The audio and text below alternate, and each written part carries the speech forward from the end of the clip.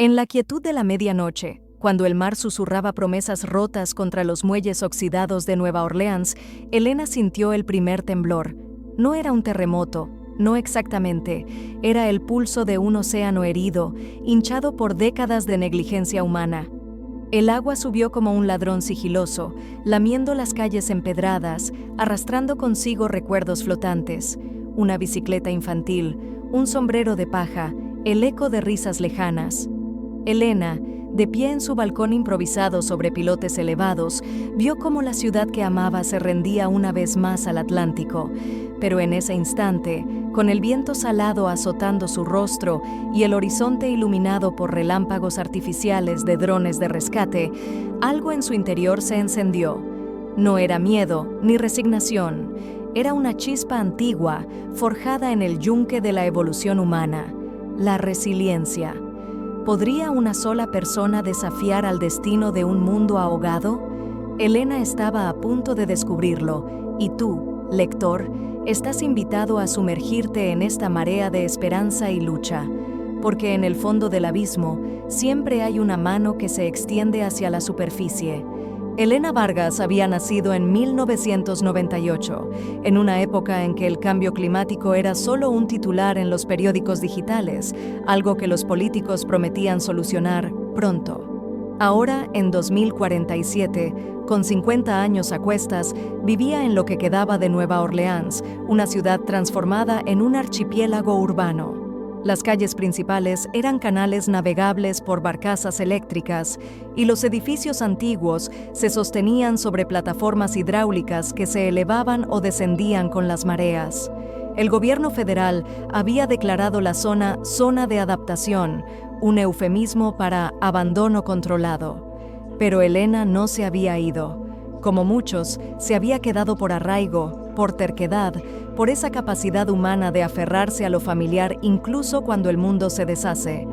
Su casa era un antiguo shotgun house, una de esas casitas alargadas típicas del barrio francés, ahora elevada sobre pilotes de composite resistente al salitre. Por las mañanas, Elena se despertaba con el zumbido de los drones de vigilancia climática que patrullaban el cielo como gaviotas mecánicas. Bajaba a la cocina, donde un filtro de agua osmótico convertía el agua salobre en potable y preparaba café con granos sintéticos cultivados en hidroponías verticales. Era un ritual mundano, pero en él encontraba anclaje. La rutina es el ancla del alma, solía decir su abuela, una mujer que había sobrevivido al huracán Katrina en 2005. Elena heredó esa frase como un mantra. El día que todo cambió de nuevo comenzó como cualquier otro. Elena trabajaba en un taller comunitario, reparando implantes neurales de bajo costo. Estos dispositivos, implantados en la base del cráneo, ayudaban a la gente a manejar el estrés postraumático causado por las inundaciones recurrentes. No eran nada fancy, como los de los ricos en las ciudades elevadas de Nueva York o San Francisco. Eran versiones genéricas, financiadas por ONGs, que regulaban el cortisol y enviaban alertas de calma mediante pulsos suaves. Elena no era ingeniera de profesión, había sido maestra de escuela primaria, pero después de que las escuelas cerraran por las inundaciones de 2032, se había reciclado. Aprendió a soldar circuitos en cursos online, con videos pixelados transmitidos por satélites Low Earth Orbit. Esa mañana, mientras ajustaba un implante en el brazo de un vecino llamado Marco, un pescador de 50 y tantos con ojos cansados por el sol, sonó la alarma general. El sistema de predicción climática, impulsado por IA, anunció una superola, una marea king tide amplificada por un ciclón subtropical. No era el fin del mundo, pero sí un recordatorio de que el mundo ya había terminado para muchos. Marco se rió con amargura. «Otra vez, Elena. ¿Cuántas veces más?» Ella le sonrió, ajustando el implante con dedos precisos. «Las que hagan falta, Marco. Recuerda lo que dice el implante. Respira, adapta, persiste». Era el lema grabado en cada dispositivo, una frase simple que encapsulaba la resiliencia humana en una era de caos ambiental. Mientras la ciudad se preparaba, Elena caminó hacia el mercado flotante. Las barcazas amarradas formaban un laberinto de puestos, verduras hidropónicas de invernaderos flotantes, pescado capturado en redes inteligentes que evitaban especies en peligro y baratijas recicladas de plásticos oceánicos. Compró un manojo de algas comestibles, ricas en proteínas, y charló con la vendedora, una mujer llamada Rosa, que había perdido su casa en la gran inundación de 2040. «Mi hijo se fue a las colonias elevadas en Texas», dijo Rosa, enrollando las algas en un paquete biodegradable. «Yo me quedo. Aquí está mi historia». Elena asintió, sintiendo un eco en sus palabras. Su propia hija, Sofía, de 22 años, se había mudado a una de esas ciudades arco, en las montañas rocosas, estructuras autosuficientes con domos geodésicos que filtraban el aire contaminado. Sofía llamaba cada semana por holograma, su rostro proyectado en el aire húmedo de la casa de Elena. «Mamá, ven conmigo. Aquí hay estabilidad». Pero Elena siempre respondía: «La estabilidad no es solo techos secos, mi amor, es raíces».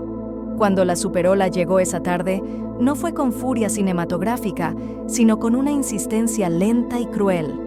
El agua subió 2 metros en horas, inundando los niveles inferiores de las plataformas. Elena se refugió en su casa, activando los sellos hidráulicos que convertían las ventanas en barreras impermeables. Desde su balcón, vio cómo los drones de rescate descendían, recogiendo a los más vulnerables. Ancianos en sillas flotantes, niños con chalecos salvavidas inteligentes que se inflaban automáticamente. Uno de los drones, un modelo antiguo con pintura descascarada, se averió y cayó al agua con un chapoteo sordo. En ese momento, algo en Elena se rompió y se recompuso al mismo tiempo. Recordó su infancia, jugando en los bayús con su hermano antes de que los manglares se erosionaran. Recordó la muerte de su marido en 2035, víctima de una infección por bacterias resistentes liberadas por el deshielo permafrost. Cada pérdida había sido un golpe, pero cada una la había forjado. Resiliencia no es no caer, pensó. Es levantarse con las manos sucias. Decidió actuar. Bajó a su taller, donde guardaba un prototipo de implante avanzado que había estado tinkereando.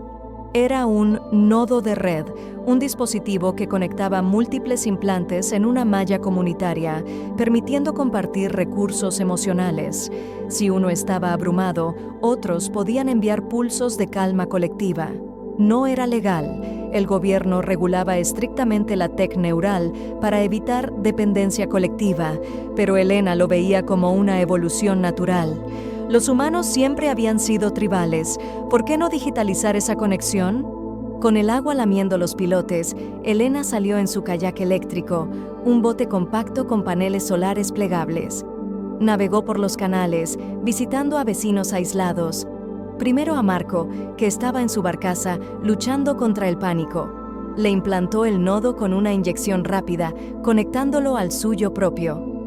«Siente eso», le dijo. Marco parpadeó y una sonrisa tenue cruzó su rostro. «Es como un abrazo de la comunidad». Luego a Rosa, que lloraba por su puesto sumergido. El nodo la calmó, inyectando recuerdos compartidos de resiliencia. Imágenes de reconstrucciones pasadas, risas en fiestas post-huracán. Uno a uno, Elena conectó a 12 personas esa noche, formando una red improvisada. Mientras el agua subía, la malla neural pulsaba con fuerza colectiva. Alguien compartió una receta de sopa de algas para calmar el hambre. Otro, una canción antigua de jazz para ahuyentar el miedo. Pero no todo fue fácil. En la casa de un vecino escéptico, un hombre llamado Javier, el implante falló inicialmente. Javier, un ex militar con cicatrices de guerras climáticas en el Pacífico, se resistió. «No necesito máquinas para ser fuerte», gruñó, su voz ronca por años de humo de incendios forestales. Elena se sentó con él en la oscuridad, el kayak balanceándose. «No es debilidad, Javier, es evolución. Los humanos sobrevivimos porque nos adaptamos. Piensa en los primeros homínidos saliendo de las cuevas. Esto es lo mismo». Javier cedió, y cuando el nodo se activó, sintió el flujo. No solo calma, sino historias. La de Elena, perdiendo a su marido pero criando a Sofía sola, la de Marco, pescando en aguas tóxicas pero nunca rindiéndose. Era resiliencia amplificada, un tapiz humano tejido con hilos digitales. Al amanecer, la superola retrocedió, dejando barro y escombros. La ciudad olía a sal y podredumbre, pero la red de Elena perduraba. Los conectados se reunieron en una plaza elevada, compartiendo comida y planes. «Podemos reconstruir mejor», dijo Elena, su voz firme, «no solo sobrevivir, sino prosperar». Sofía llamó esa mañana, su holograma parpadeando por la interferencia. «Mamá, vi las noticias. ¿Estás bien?». Elena sonrió. «Mejor que bien. Ven a visitarme. Te mostraré cómo fluye la resiliencia». En los meses siguientes, la red creció. Elena refinó el nodo, incorporando sensores que detectaban cambios climáticos y enviaban alertas grupales. No era una revolución global, era local, mundana. Gente común adaptándose en una ciudad olvidada. Pero en esa simplicidad radicaba su poder. La resiliencia humana no era sobre héroes con superpoderes o naves estelares. Era sobre una mujer en un kayak, conectando almas en la marea. Años después, cuando Nueva Orleans se convirtió en un modelo de comunidades adaptativas, Elena reflexionaba en su balcón. El mar aún susurraba amenazas, pero ahora respondía con un eco colectivo. Resistimos, y en ese eco, la humanidad encontraba su futuro. Elena nunca se vio como una heroína. Era solo una maestra reciclada, una madre, una sobreviviente. Pero en un mundo donde el agua subía y los cielos ardían, su resiliencia, esa capacidad innata de doblarse sin romperse, se convirtió en el faro que guiaba a otros. Pequeños detalles, como el tacto de un implante bajo la piel o el sabor salado de las lágrimas mezcladas con lluvia, enriquecían su historia. No era complicada, era real, cercana, humana. Y así, en las corrientes de acero de un futuro incierto, Elena Vargas demostró que la verdadera ciencia ficción no está en las estrellas, sino en el corazón que late contra la tormenta.